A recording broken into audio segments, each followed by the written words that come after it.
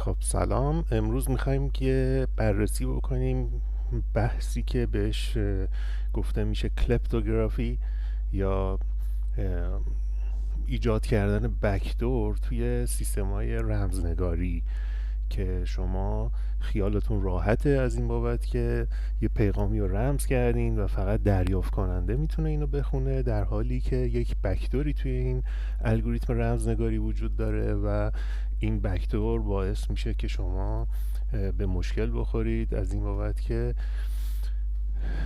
در بین راه اگر که مقدار رمز شده توسط هکر به دست بیاد، میتونه با اون بکدوری که توش ایجاد کرده به محتواش دست پیدا کنه. حالا برای اینکه ببینیم که این سیستم داره به چه صورت کار میکنه و مراقبت کنیم از خودمون در دنیای اقتصاد دیجیتال که دائما بر پایه همین الگوریتم‌های رمزنگاری داره کار میکنه، لازمه که شما خیلی بیشتر از حد یک کاربر عادی در دوران وب و اون اقتصاد الکترونیکی مبحث در مورد رمزنگاری بدونید و آماده باشید برای اینکه از خودتون محافظت کنید. ببینید، الگوریتم های رمزنگاری به دو دسته عمومی الگوریتم های رمزنگاری متقارن یا سیمتریک و الگوریتم های رمزنگاری نامتقارن یا آسیمتریک دسته بندی میشن. در ابعاد کلان خودشون به صورت تاپیک یا سرفصل به این شکل اینا دسته بندی میشن. اتفاقی که میفته توی بحث‌های سیمتریک، توی الگوریتم رمزنگاری سیمتریک یا متقارن، ما همیشه یه دونه کلید جنریت میکنیم یا تولید میکنیم و این کلید رو مثلا یه عدد، حالا فرض کنید ساده 1 2 3 4، و این عدد 1 2 3 4 رو ما میایم به دو طرف فرستنده و گیرنده یک پیام همزمان اعلام میکنیم و این دو نفر دیگه میتونن با هم دیگه در واقع کار کنن. حالا یا خودشون این کلید رو میسازن یا یک ترد پارتی یا شخص سومی، شخص ثالث این رو میسازه و در اختیار این دو نفر قرار میده که خب رویکرد عجیبیه به طور کلی توی رمزنگاری متقارن، چون اصولا این شکلیه که آدم خودشون اینو میسازن و بین هم تقسیم میکنن. اما اتفاقی که میفته اینه، تو این حالت شما یک کلید یکسان وقتی دارید که برای رمزگذاری و باز کردن رمز، انکریپشن و دیکریپشن استفاده میشه، مشکلی که ایجاد میکنه اینه که دامنه کاربردی یه همچین مکانیزم رمزنگاری رو خیلی محدود میکنه بین شما و فردی که میشناسی یا افرادی که نهایتا بشناسی. پس این کاربردش خیلی کم میشه. نگاه کنید، اینجا یه پلین تکست داره، یه متن ساده است که این متن انکریپشن وقتی روش اتفاق میفته به سایفر تکست تغییر شکل پیدا میکنه، به هم میریزه، همه حروف قابل استفاده نیست واسه کسایی که اینو بین راه بخوان ببیننش، و وقتی که دیکریپشن روش اتفاق میفته 2 مرتبه برمیگره به پلین تکست. ولی چون که این دوتا دائما باید معرفی بشن بین چند تا گیرنده و فرستنده، میگم دامنه کاربردش به شدت کم میشه. برای مثلا یک سازمانی که مثلا نمایندگی داره توی شهری، مثلا هد آفیسش توی پایتخت، یه نمایندگی برانچ داره توی شهر دیگه ای، اینا حالا میان یه سیکرت کی اینجوری بین خودشون تعریف میکنن که این دفتر با مثلا نمایندگیش میخواد صحبت بکنه. حالا احتیاج به این نباشه که بین راه مراقب باشه که حالا این نامه اداری حالا میره چه اتفاقی داره براش میفته، که کسی نخونه، دست رقیب نیفته و الی آخر. ولی بابت یه کار پابلیک و عمومی مثل این که شما بخواین که با تعداد زیادی مخاطب روی وبسایتتون همزمان در تماس باشید، خب اینجا این بابت این که با مخاطب عام دارید صحبت میکنید، اینجا خب خیلی سخت میشه این روی کرد که بخواید حالا یه کلید رمزنگاری دائما با آدما ست بکنید و بخواین که خیالتون از بابت امنیت راحت باشه. این کاربردی نیستش. بنابراین اتفاقی میفته، ما میریم سمت الگوریتم های رمزنگاری نامتقارن یا آسیمتریک. آسیمتریک چجوری عمل میکنه؟ همزمان دو تا کلید برای شما تولید میشه. یک کلید رو بهش میگن که پابلیک کی یا کلید عمومی، یک کلید دیگه پرایوت کی، یا تو نسل جدید مخصوصا توی رمزنگاری های پست کوانتوم کریپتوگرافی یا پس کوانتومی خیلی حالا اصطلاحش مثلا سیکرت کی سعی میکنن استفاده کنن، یا کلید خصوصی. در کل این رو شما مخفی نگه میدارین، مال شماست. پابلیک کی رو منتشر میکنین همه جا، اصلا رو وبسایتتون فکر کن. حالا این چیزی که استاندارد چه سی ای سرورها مسئول تاییدش هستن که چه کلید عمومی واقعا مربوط به چه شخصی هست، اینو گارانتی میکنم براتون. این خلاصه پابلیکی یک مقدار آشکاریه، هر کسی به صورت ناشناس میتونه بره برش داره، باهاش پیغام خودش رو رمز کنه و بفرسته برای گیرنده ای که کلید عمومیش رو در اختیار داشته. و شما خیالتونم از این مکانیزم راحته، از این بابت که کلید خصوصی شما فقط در اختیار خودتونه دیگه، مثل مدل‌های سیمتریک یا متقارن نیستش. در نتیجه مقداری رو که اینجا باز میکنید به عنوان سایفر تکست یا متن رمز شده، کاملا مطمئنید که به دست خودتون رسیده، کسی دیگه ای هم نمیتونسته صاحبش باشه و این رو بخونه. منتها اتفاقی که میفته اینه که هکرها این وسط بیکار نمیمونن. هکر میاد میگه که خب من یه راهی پیدا بکنم که کلید خصوصی اون فرد رو داشته باشمش که بتونم پیغاماشو برفرض بخونم. خب اما اصلا روش وجود داره، میان آدم ها رو حالا گول بزنن، چه کار بکنن، کلید خصوصی رو برن مثلا توی پی سی بدزدن. خب اما اصلا روش وجود داره. ولی اتفاقی که توی این ویدیو ما میخوایم سعی بکنیم راجبش بیشتر بدونیم و خیلی دونستنش لازمه برای کسایی که میخوان پا بذارن به اقتصاد دیجیتال، دنیای دیجیتالی رو ما همین الان درش قرار داریم. ما فاصله گرفتیم از دوران دات کام و تجارت الکترونیکی، ما الان تو تجارت دیجیتال سر میبریم. باید یه خورده بیشتر راجع به این چیزا به صورت عمومی بدونیم. اتفاقی که میفته در کریپتوگرافی سادهش رو وقتی بخوایم با هم یاد بگیریم این شکلیه که یک پابلیکی اگر درون یک پابلیکی دیگه قرار بگیره، یا به عبارت دیگه پابلیکی که منتشر میشه اون بیرون و فروخته میشه به افراد، اگر که قبل از اینکه این تخصیص اتفاق بیفته، این ساختنه اتفاق بیفته، یه هکری باشه بیاد یه پابلیکی از خودش بسازه، یه زوج کلید بسازه که میبینید اون طرف معادل پرایوت کیش هم داره خودش، و اینو درون این پابلیکی جاساز بکنه، اون وقت این اتفاق میفته که شما وقتی که پابلیک کیت منتشر میشه، بر اساس پرایوت کی که این سمت این هکر از برای خودش داره، میتونه از دل این پابلیک کی مقدار سیکرت کی مربوط به فرد دیگه ای هست رو به دست بیاره، بازسازیش بکنه. یعنی اصلا لازم نیست که اون وقت این سیکرت کی در اختیارش قرار بگیره از طریق اینکه مثلا بره توی پی سیش به یه روشی ویندوزش رو مثلا هک بکنه، وارد پی سی بشه و مثلا تکست فایل یا حالا اون درایوی که مثلا این پرایوت کی توش ذخیره شده رو به دست بیاره. این چرا مهمه؟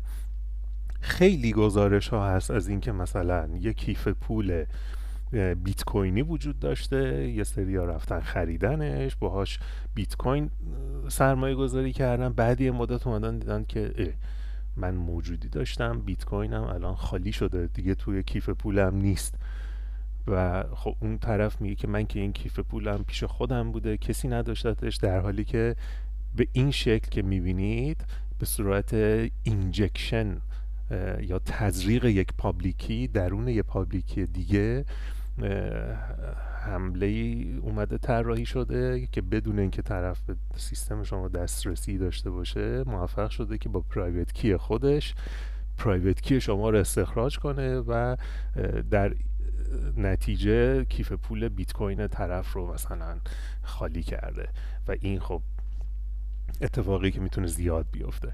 چجوری این مکانیزم کار میکنه رو امروز با هم دیتیل میبینیمش. یه نمونهش هم من پیاده کردم تو آزمایشگاه، از نزدیک با هم اجراش میکنیم، یادش میگیریم و بعد از این دیگه مراقبت میکنیم تولید شدن این دوتا زوج کلید رو خیلی بیشتر باهاش ارتباط برقرار کنیم و سعی بکنیم که مدیریتش رو خودمون به دستمون بگیریم.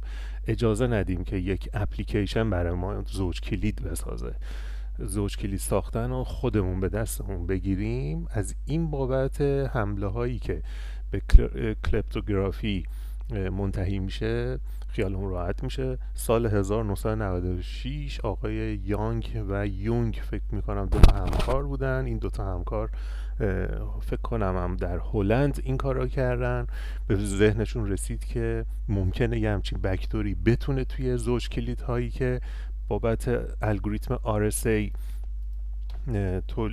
تولید میشن وجود داشته باشه. یه مکانیزمی رو طراحی کردن، مقاله کردن، معرفی کردن و بعد از اون بود که آدما خیلی بیشتر مراقبت کردن از تجهیزات سخت افزاری و اپلیکیشن های نرم افزاری که تهیه میکردن برای امنیت سایبری. اوکی، حالا بریم از نزدیک اینو ببینیم. ببینید اینجا دو تا فایل وجود داره. یه فایلی هست، دو تا اپلیکیشن هست. یکی فابریکیشن انجام میده، بازسازی میکنه اون مکانیزم کلید خصوصی که جاساز شده و منتهی به بکدور میشه. یکی هم مالیشس کریپتوگرافی فایلیه که شما اینجکشن رو باهاش انجام میدید، یعنی بکدور اینجکشن اینجا اتفاق میفته. ریبیلد کردن یا بازسازی کردن کلید خصوصیتون رو این یکی سافر قرار انجام بده. شروع کنیم یه خورده سریع اینا رو بخونیمش. ببینید اون زوج کلیدی که ما ازش حرف زدیم دقیقا اینجا میتونید ببینیدش. پرایوت کی شما اینجا کامنت کردم که مطمئن بشید این زوج کلید که این ناحیه‌ای که هکر داره توش در واقع اعمال نفوذ میکنه، پرایوت کی اصلا اینجا لازم حتی خودش هم نداره که داشته باشدش. یه پابلیک کی از خودش ساخته و این پابلیک کی رو میاد دخالت میده تو تولید یه پابلیک کی، پرایوت کی یا زوج کلید دیگه. ببینیم مکانیزم اینجا چجوری داره عمل میکنه. من فکر میکنم که از همینجا ما بتونیم اینو رو ران کنیم و در حالی که اینجا اپلیکیشن ران شده ما بتونیم که ببینیم داره چه اتفاقی میفته. ببینید خیلی دقت کنید که لطفاً این برای اهداف آموزشی باشه. شما خودتون این شیطنت ها یه وقت دلتون نخواد انجام بدید. مرحله اولی که ما داریم با این سیستم کار میکنیم Generate Advanced Secure Random Seed هست. ما یک سید اول میسازیم بر اساس این پابلیک کی که اینجا میبینید. خب میبینید که اینجا رندومنس پابلیک ها سید های ما رو ساخت، یه پیلود ساخت. کاربردش الان با هم میبینیم به چه صورت. اینجا این اتفاقا میفته، یه کلید خصوصی مجزایی رو حالا سعی میکنه به صورت حدسی جنریت کنه، پابلیک کی بر اساسش میسازه که اسمشو میذاره پیلود و چون که اینجا همیشه اون پابلیک کی ثابت خودشو داره دخالت میده تو سید، تمام اجزای دیگه حمله بر اساس این سید دستکاری شده طراحی میشن. اوکی، من اینو بکشم اینور که یه خورده اینجا بازتر بشه و فضامون بتونیم بیشتر از کد استفاده کنیم. میبینید که وقتی که ساخت حالا کلیدها رو میاد میسازه اینجا. ببینید اینجا الگوریتم RSA بر اساس یه پی و کیو به صورت دوتا عدد اولیه رندوم و در واقع پرایم نامبر هستن، اعداد اول خیلی بزرگ هستن که حد زدن و پیدا کردنشون، فاکتور کردنشون کار سختیه. تو الگوریتم RSA یه مسئله سخت به وجود میارن، حاصل ضرب این دوتا عدد که ما وقتی که به صورت عادی شروع میکنیم روی همون سید حتی اینا رو اعمال میکنیم، پی و کیوی که به دست میاره یه همچین مقداری هستش. این رو اگر که مستقیم شما استفاده بکنین قابل بازیابی نیست برای هکر شما. این هکر همچنان احتیاج داره که اینو با پیلودی هم که اون بالا تولید کرده بود دستکاریش بکنه. بنابراین حاصل ضرب P و Q یک ماجلس یا یک ضریبی رو به وجود میاره بر شما که این چیزی هستش که در واقع شیر میشه توی پابلیک کی، یکی از اجزای پابلیک کیه. خب پابلیک کیو که من اینجا دارم و این مقدار ضریب رو اینجا دارم، الان بیاین چیکار میکنم؟ 80 کاراکتر از انتهای این ضریب رو من بر میدارم، خب، و اون پیلود دستکاری شده خودم میذارم به جاش. به همین راحتی اون پیلودی که اون بالا محاسبه کرده بودیم اینجاست. اوکی، اینو من 80 کاراکترش رو بر میدارم، یه مقدار جدید به جاش میذارم، بعد محاسبه پی و کی رو از اول انجام میدم. به پی دست نمیزنم، همون پی که این بالا تولید شده همون استفاده میکنم، ولی بابت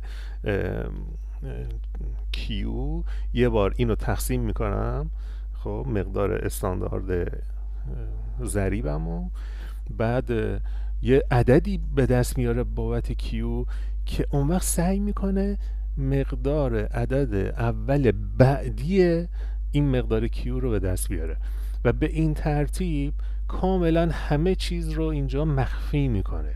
یعنی شما در نتیجه این محاسبه ای که انجام میده نگاه کنید، کیو رو دستکاری میکنه، یک کیو بعدی رو به دست میاره و اینجا کار تمومه دیگه. اوکی، و اینجا که شما میرسید یک کیو دستکاری شده دارید. حالا بر اساس یه پی اولیه و یک کیو دستکاری شده برای شما زوج کلید میسازه و این میشه پابلیکی شما. الان شما موقعی که به این نگاه میکنید یک ماجلس یا همون ضریب جدیدی رو شما داری که حاصل ضرب پی اصلی و کیو دستکاری شده است و شما هیچ راهی بابت اینکه بفهمید با یه محاسبه عددی که این آیا توش یک پابلیکی دست اینجکت شده یا نه تقریبا میشه وجود نداره. پرایوت کی که اینجا برای شما ساخته، اگر نگاه بکنید یه پی و کیویی هستش که حالا گیرنده یا مخاطب این مقدار میتونه مثلا دلش خوش باشه که در امنیت کامل هستش، پابلیکی خودش رو که این فایل باشه میاد منتشر میکنه اون بیرون و خیالش راحته. اوکی، هر کی میخواد با این پابلیکی الگوریتم RSA است، خیلی هم امنه، مقدارش رو محاسبه بکنه، رمز کنه، هر پیامی داره برای من بفرسته.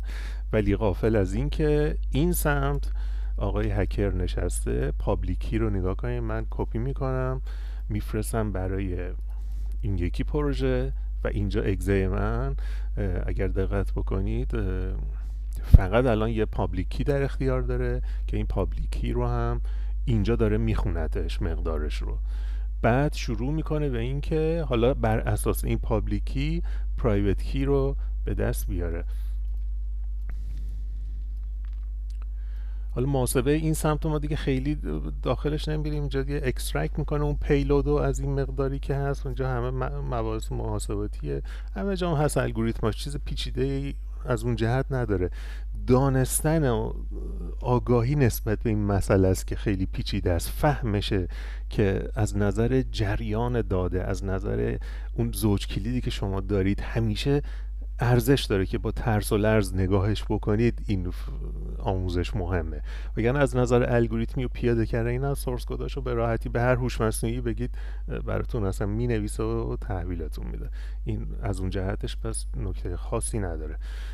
اوکی، با حساب ما یه پابلیکی که درش بکدور هست و بس وارد کردیم تو این سیستم، در جا مقدار پیلود و سیدش رو خوند. اینجا هم اگر دقت بکنید توی این یکی فایل نگاه کنید، پابلیکی رو دیگه ما کاملا مخفی کردیم، لازمش نداریم. رو کرو 25512 بود فکر میکنم، بذارید با هم چک کنیم مطمئن باشیم. 25 519 که اسم کرب مونتگومری معروفه، این یه زوج کلیدی بوده که اینجا پرایوت کیش هست.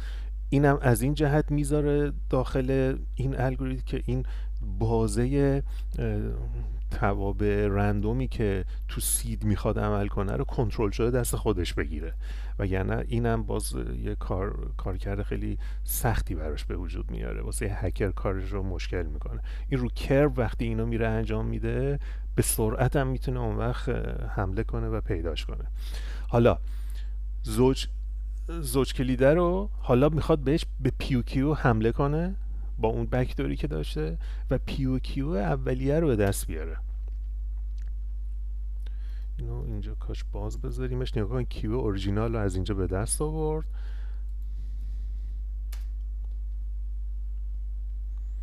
مقدار دستکاری شده و کلید خصوصی که دلمون خوش بود این سمت ما عرض کنم خدمتتون که قایمش کردیم و هیچ کسی در اختیارش نداره. حالا اینا رو اگر که ما دوتا ورژن رو باز بکنیم میتونیم ببینیم که مقدار پی و کیوشون کاملا با هم مشابهه. پس ما اینجا دیدیم ببینید پی که مشترک بود، مقدار کیو مهمه، انتهاش به 749 ختم میشه. اینجا هم نگاه کنید به 749 ختم میشه، شروعش هم با 114 است. حالا اگه دوست داشتین میتونید اینو خودتون تو این ویدیو یه لحظه پاز بکنید و کامل چک بکنید و مطمئن شین که پی و کیو اینجا با هم یکیست. پس پرایوت کی اینجا فابریکیتده، اینم دستکاری شده یا مالیشیسشه که میبینید که متاسفانه اگر که بر این اساس البته بیت کوین با RSA کار نمیکنه، ولی اگر که بابت بیت کوین باشه هم فرقی نمیکنه. کل تکنیک اینجا با هم دیدیمش. تکنیکی که در کریپتوگرافی به کار میره اینه که شما یک کلید عمومی درون کلید عمومی اصلی بتونی کار بذاری و به اسم توابع رندومش به قول معروف بندازید به اون ویکتیم یا قربانی خودتون. خب امیدوارم که به دردتون بخوره. لطفاً خیلی مراقبت کنید از این به بعد، اگر که این ویدیو رو دیدین مراقبت کنید از این بابت که یه وقت آسیب نبینید، ضرر مالی به راحتی میتونه سراغ شما بیاد. متشکرم.